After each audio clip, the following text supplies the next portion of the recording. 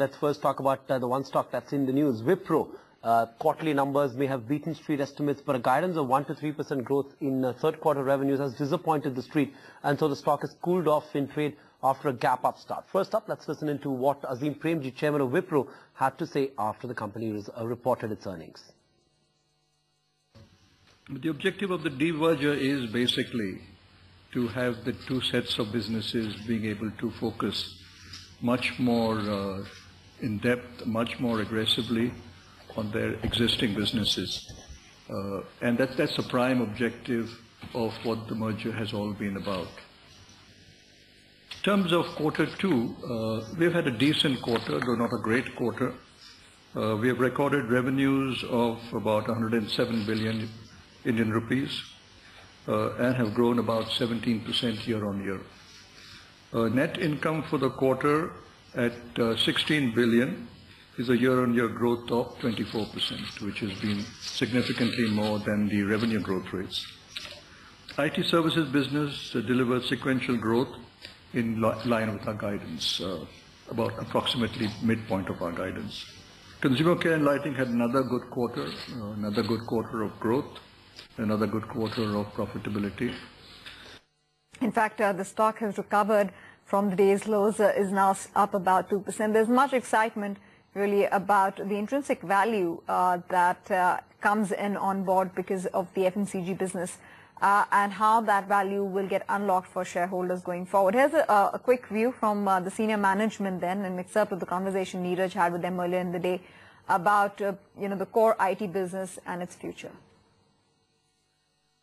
If you look at productivity that we have driven in our core, that again has been a very, very good story last quarter, and we expect that story to kind of continue.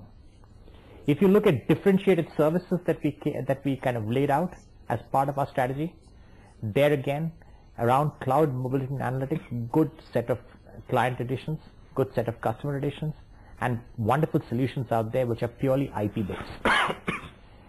If you look at customer satisfaction, at the end of the day, it's reflected in two things: customer satisfaction, employee satisfaction. If you look at customer satisfaction, up 16 percentage points versus last year. If you look at employee satisfaction as measured in attrition, down to 14.5%. What's gone right this quarter? Because you've done much better than what almost the most optimistic of estimates were factoring in. Margins were stable with only just a 30 basis points drop, primarily because we have been able to improve productivity, and therefore that has got reflected in the price realizations, both in the on-site as well as offshore. So we talked about some of the productivity drives with the tools, reusable tools, and et cetera, and that has definitely reflected on this particular, because more and more outcome-based pricing that we do. Not only that, the effect of that has also been seen in terms of the good quality contract in our management of these receivables. So typically the Wipro technology piece of the business, which used to operate on a DSO YOY 10 days more, and on a quarter on quarter we have got a 3 days reduction in the days of sales outstanding. So that has positively impacted our operating cash flows, which is 100+ % of the net income of the company. So there are a lot of good stories that has been built in. And next story is we have grown on a constant currency basis in quarter two 7.5%. Okay, let's take it across then to our IT analyst, Sunita Nagpal, who tracks the company in the sector very closely. Sunita, obviously the guidance may have disappointed the street, but the stock is holding up in trade now, about up almost 2.5%. Well, as you heard Azim Premji say, it was a decent quarter, but not a great quarter. That's exactly what the initial reaction was, that when the guidance was given, that it was below street expectation of 2 to 4% kind of growth expected in Q3. So that was a disappointment. But if you look at the finer details, if you look at where the growth has come from, there are signs of recovery where the company seems to be on track to bear the fruits of the restructuring they have done. If you look at the top 10 clients, they've grown at 8% in this quarter, which is very, very healthy. The company has added one more client to $100 million bucket, which is also positive. They added 53 clients in this quarter. Remember, in previous quarter, they had added 31 clients, and pricing has also moved up in this quarter. So some signs of positive performance are there as far as Wipro is concerned. But as far as Q2 performance is concerned, the IT revenues are more or less were exactly in line with the estimates.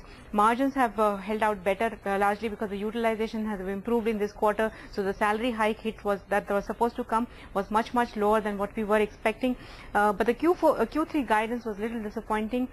We were expecting 2 to 4% kind of growth, but now the company is saying only 1 to 3%. But there are signs of improvement, and we'll have to wait and see how this pans out. Another thing that is holding the stock is some kind of indication from the management that they are at the inflection point, and also the restructuring that the company had announced where the shareholders get a benefit. So probably that's why the stock is holding out now. All right, Sunita, thanks very much for running us through that analysis really on Wipro's earnings and the prospects going forward.